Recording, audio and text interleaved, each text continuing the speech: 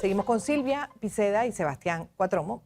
Son sobrevivientes de abuso sexual infantil, miembros de la Asociación Civil Adultos por los Derechos de la Infancia.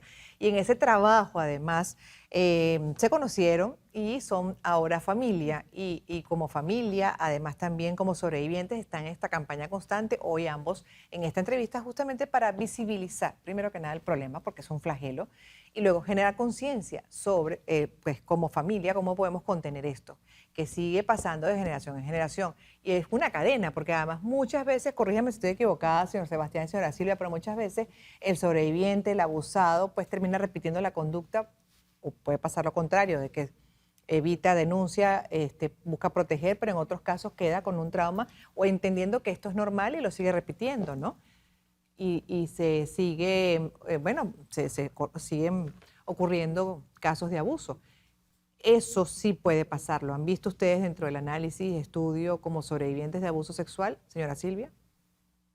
Sí, se sabe que tener infancias con mucho dolor no genera nada bueno. O sea, esto es lo que sabemos. Por eso llama la atención que una sociedad que ya tiene en claro que las infancias con dolor, las infancias con múltiples traumas, las infancias criadas con indiferencia, diferentes malos tratos, sabemos que va a dar resultados que se van a ver en la adultez. Estos resultados dan personas con mucho dolor, con lo que nosotros decimos las consecuencias de un trauma complejo como el que hemos pasado, y también sabemos que los agresores y agresoras no han tenido infancias felices, por lo menos por lo que está descrito.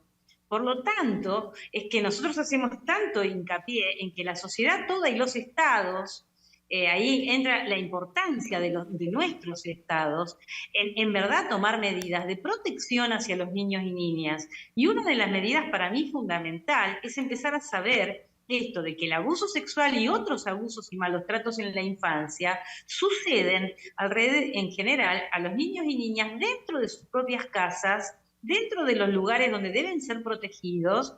Entonces es importante ahí actuar con prevención. Nosotros decimos que para criar un niño o niña hace falta una aldea.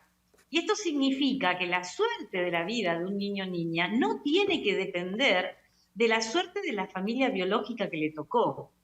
Esto sería fundamental como sociedad que nos planteáramos que en verdad no puede ser que el niño o niña sea propiedad, ¿sí?, del padre o la madre biológica. En verdad tendríamos que plantearnos como sociedad que todos los adultos y adultas de buena voluntad tenemos que estar atentos, tenemos que ser ese adulto protector o protectora que cada niño necesita y debe tener.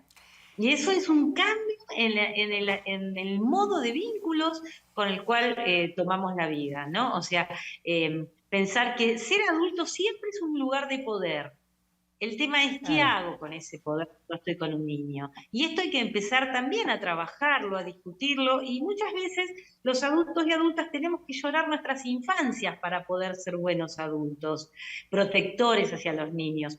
Y esto también es bueno que lo empezamos a ver. Por eso para nosotros los grupos de pares, que es ese lugar empático, anónimo, donde podemos contar nuestros dolores y nadie nos va a juzgar, son lugares muy importantes, también para replantearnos nuestros roles después como adultos con los niños que tenemos a cargo o los niños con los cuales tenemos cerca. La importancia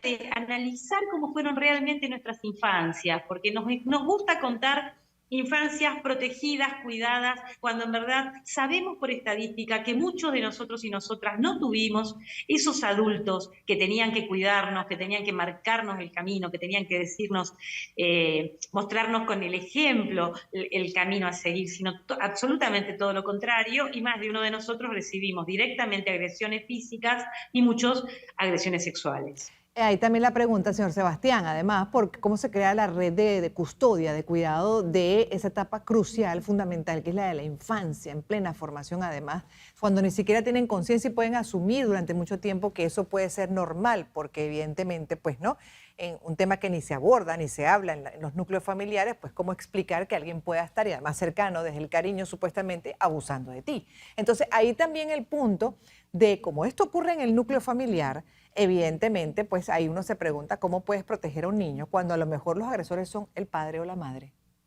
o el padrastro o la madrastra, o algún hermano, el abuelo. Además está lo otro que me imagino ocurre, que es ese tabú, justamente porque ¿cómo vas a reconocerle a la sociedad que tu familia puede estar tan contaminada? ¿No? Y entonces es ahí donde viene la pregunta de qué red se puede conformar, porque como esto es parte de una realidad que ustedes expresan con esa estadística contundente de 1 de 5, estamos hablando de muchísima gente afectada. ¿Cómo podemos protegerlo? Si está si ese niño puede estar afectado por el núcleo más cercano, por ejemplo. ¿Quién denuncia? ¿Quién evidencia? ¿Quién alerta? ¿Quién protege?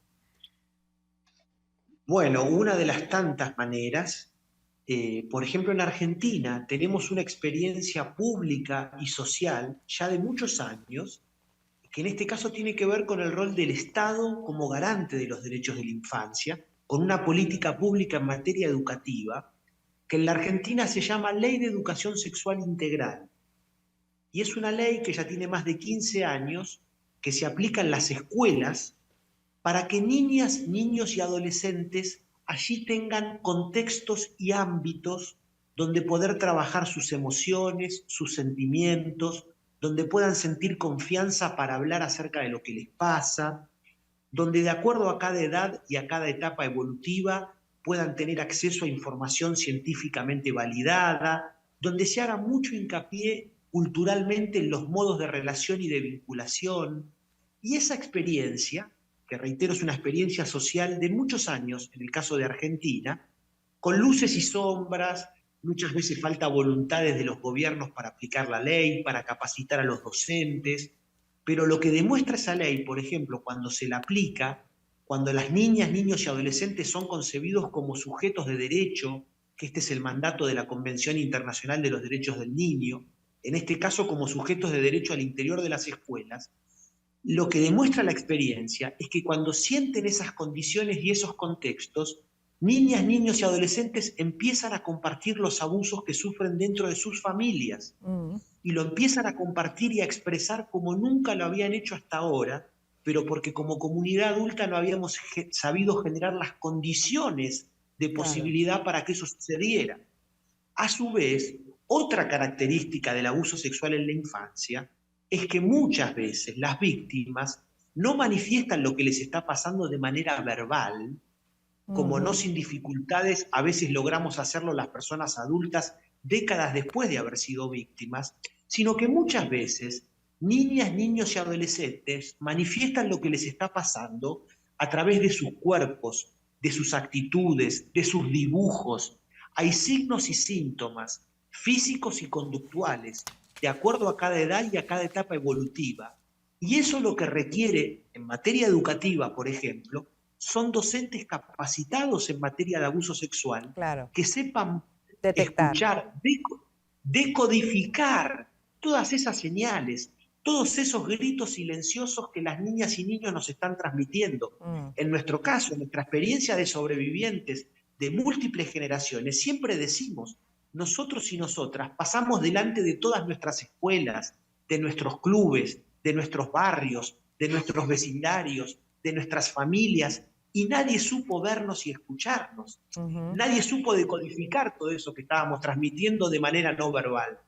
Sí. Por eso esta experiencia, en materia de una política pública educativa, nos parece una de las maneras que tenemos como comunidad de proteger a la infancia y de ayudarla a expresar lo que está sufriendo, con la esperanzada práctica de que cuando la infancia puede expresar lo que está sufriendo, ahí empieza el camino de recuperación de esa niña, niño o adolescente. Sí. Eso es lo que demuestra también esperanzadoramente la experiencia. Y al regreso, sí, es a lo que estábamos justamente preguntando, cómo perciben ustedes el impacto del trabajo que vienen haciendo en la sociedad, en esa conciencia que quieren generar, por supuesto la protección esencial. Pero al regreso me gustaría que habláramos de otra arista, el abusador.